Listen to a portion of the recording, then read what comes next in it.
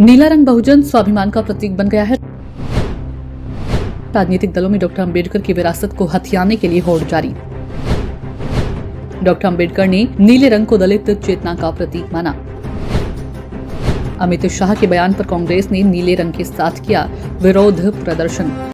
नमस्कार, आप देख रहे हैं सत्ता की परख। नीला रंग बहुजन स्वाभिमान का प्रतीक बन गया है। संसद सत्र के दौरान केंद्रीय गृह मंत्री अमित शाह की डॉक्टर अंबेडकर पर की गई टिप्पणी के विरोध में नेता प्रतिपक्ष राहुल गांधी एवं सांसद प्रियंका गांधी सहित कांग्रेस के तमाम नेताओं ने नीले रंग के कपड़े पहनकर जय भीम का नारा लगाते हुए संसद में विरोध प्रदर्शन कर ये जता दिया कि वो डॉक्टर अंबेडकर का अपमान सहन नहीं करेंगे। देश के राजनीति चेतना के केंद्र में डॉक्टर अंबेडकर को अनदेखा नहीं किया जा सकता। ये उत्सुकता का विषय है कि दलितों के संघर्ष का रंग नीला क्यों है। राज्यसभा में केंद्रीय गृह मंत्री अमित शाह के डॉक्टर अंबेडकर पर दिए बयान के बाद जब पूरे देश में दलित विरोध में सड़कों पर आ गए, कोई ये पहला मौका नहीं था। इससे पूर्व SC/ST एक्ट पर सुप्रीम कोर्ट के फैसले के खिलाफ संघर्ष किया तो रैलियां नीले रंग के झंडों और टोपियों से पटी पड़ी थी। हाल के वर्षों में जब भी दलितों का कोई मार्च या रैली निकलती है तो उसमें एक रंग लहराता है, वो है नीला। आखिर ऐसा क्यों है कि नीला रंग दलितों के प्रतिरोध, संघर्ष और अस्मिता का रंग बनकर उभरा है।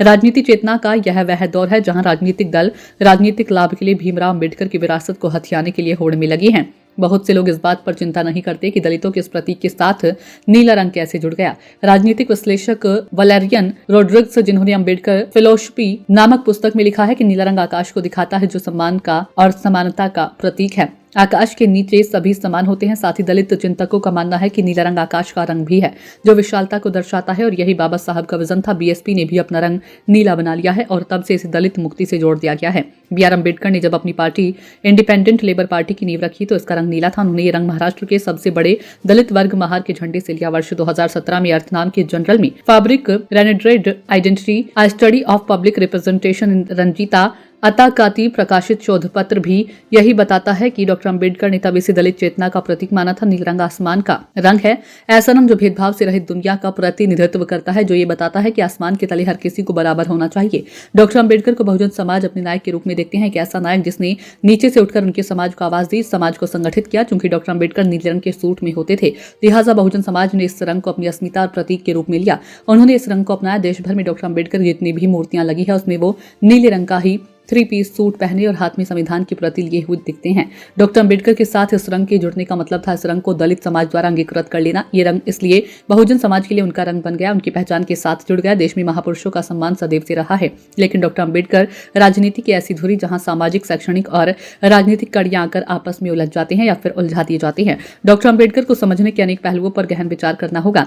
सामाजिक संदर्भ में दलित और वंचित समाज की 20वीं सदी के महानायक, जिन्होंने मंदिर प्रवेश, जाति विहीन समाज जैसे अनेकों आंदोलन को निर्मित किया। इससे दलित वंचित समाज डॉक्टर अंबेडकर को भगवान की तरह मानने लगा है। स्वतंत्रता प्राप्ति के समय संविधान के मुख्य शिल्पकार के रूप में देश को सभी धर्म आस्थाओं से ऊपर संविधान निर्माण किया। कानून मंत्री रहे, अनेकों बदलाव किए और जातिगत समाज को दूर करने के उद्देश्य से जीवन के अंतिम क्षणों में बौद्ध दीक्षा ग्रहण कर लिए। उनके मरणोपरांत जितना उलझन उनके सामाजिक, राजनीतिक और धार्मिक विचारों को लेकर उत्पन्न किया गया है, इतना शायद ही किसी और के बारे में हो। कोई भी महापुरुष, विशेषकर संविधान शिल्पकार, हर समुदाय से ऊपर पूरे देश का हो जाता है। पूरे देश का उसके सभी विचारों पर उतना ही अधिकार है।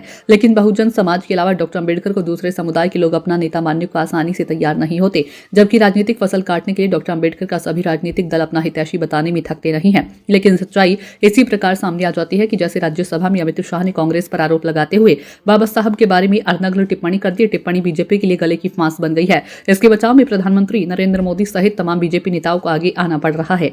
सत्ता की परख के लिए अवधेश कुमार सिंह की ये रिपोर्ट।